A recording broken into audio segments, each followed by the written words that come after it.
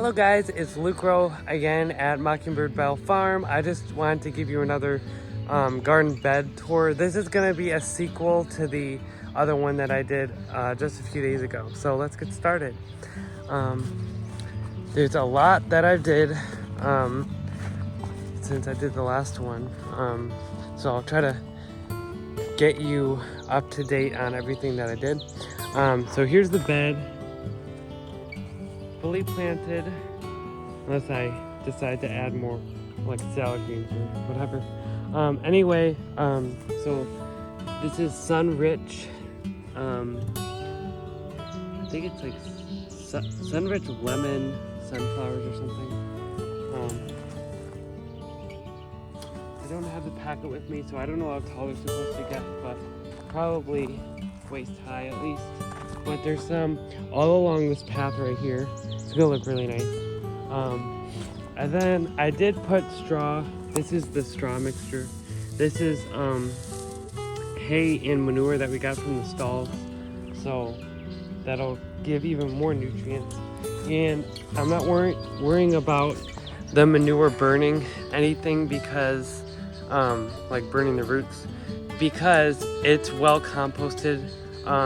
I think we started making the pile in, I'm trying to think, because when I cleaned out the chicken coop, probably February or March. So it's been composting for a few months. So I know it's not gonna harm my crops. So anyway, we got a zigzag of, I think there's about 4 different types of tomatoes and 4 different types of cucumber.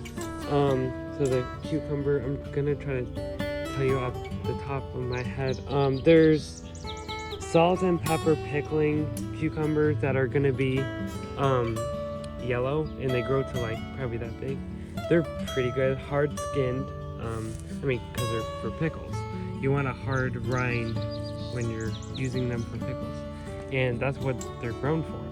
And then there's something called Bristol, and I can't remember the other ones. And then the tomatoes, there's, let me think, there's Martha Washington,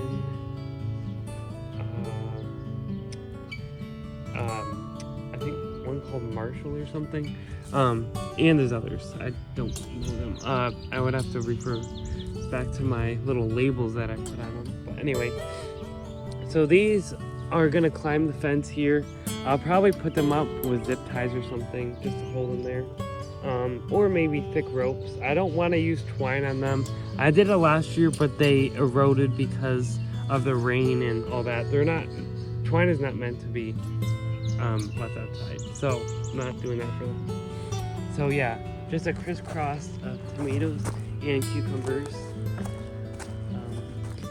And there's more than one tomato in here, in each one.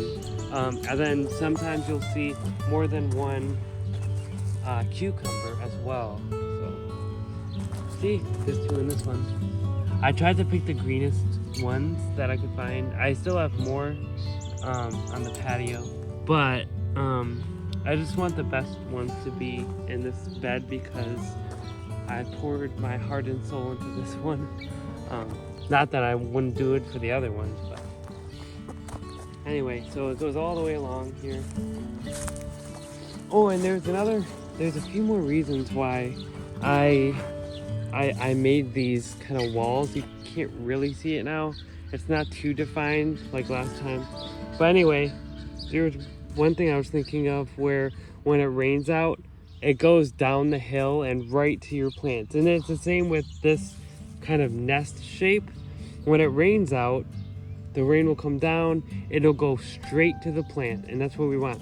And actually, I'm kind of copycatting what the plant does already. So what happens is, and you can find this especially in rainforests, you look at the leaves, and the water droplet goes right here, goes down the stem, and then it goes right to the growing point. Now for cucumbers, you can see these little hairs right here, and the droplets actually stay on those hairs. So it's kind of cool. And I did try to plant them pretty deep. Well, we'll get to that later. but I think that was the two things that I was thinking of. So yeah, we can go to this. Anyway, so I didn't know this. I thought only tomatoes did it, but actually cucumbers do it as well. I don't know if we'll be able to see it. But if you bury it deep enough, see these, I don't know if the camera will pick it up, but these little white knobs right here, or nodes, they actually root. So if you plant these deep enough, it'll send out more roots. And even when you're potting up plants, it's okay to bury the stems. It's actually better, and you'll have a lot more roots. So that's awesome. And I also put, before I forget, I put these stones so this unused post for a fence. I just did it so this is the bed right here, and then I put a few stones all so I know, okay, this is the walkway, this is another bed, this is actually another one that I prepped. I have to put all this in another compost heap, so probably do that today. Not trying to overwork myself because I've been outside all day. But I like it, you know, it's beautiful temperature. It's better than being on the phone, right? So anyway, this is a little different because this side, if you can tell, it's a lot wider than that side. So I was only able to do, every other one was a cucumber, but this one is a lot wider. So what I did was, instead of just doing one right here, I did two. So it goes tomato, 2 cucumbers, tomato, 2 cucumbers. So it goes all the way down like that. Yeah. And I'm really bad at, like, I always forget about, like, watering them, but now that I've planted something, like, I really gotta get on top of watering, and I'm gonna do it every day since they just went into the ground today. But as they start growing and the roots are starting to go down into the ground, picking up all those nice nutrients and stuff, I'm gonna try to, like, slowly decrease the watering, because you actually weaken the plant if you're over watering it. I mean, underwatering is bad too, especially like in a drought. And that's why I'm putting the hay and the wood chips, is what if we get a drought this year? You know, I'm all set. And that's how nature is anyway. Look in the woods, it's always covered, whether it be with weeds, grass, leaves, sticks, it's always covered. So make sure you use something. It doesn't have to be wood chips, it doesn't have to be hay, it doesn't have to be manure, but try to use something to cover the ground. I mean, even if it's cardboard, or else you're gonna have to keep on weeding throughout the whole year rather than enjoying your garden. So anyway, here it is. Oh, and this one, for some reason, I spaced these tomatoes out like a lot. So what I did was, instead of doing 2, I did 3 cucumbers. So it goes 1, 2, 1, 2, 1, 2 all the way down until here. There's 3, and then there's 3 here. So that's awesome. And this is how you use space smartly. This is how I like doing it.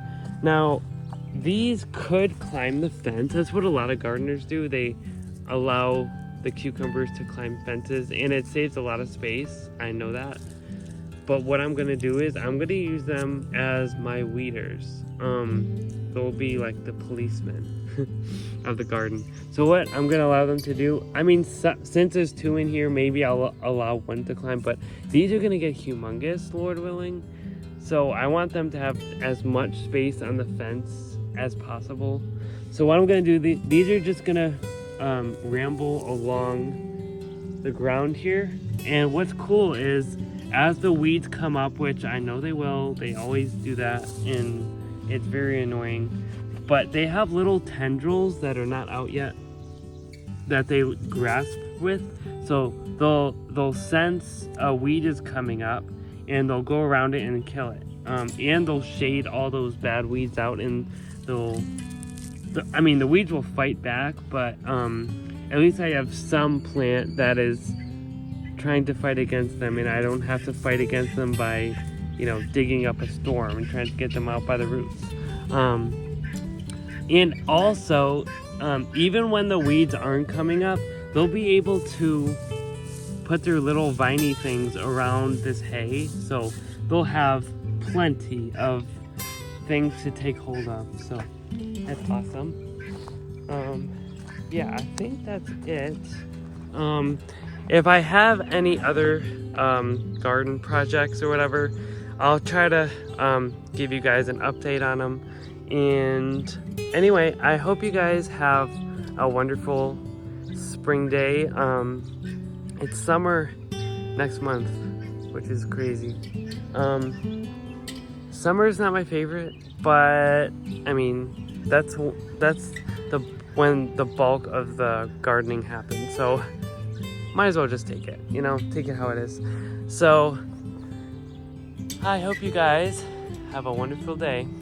I'll see ya next time.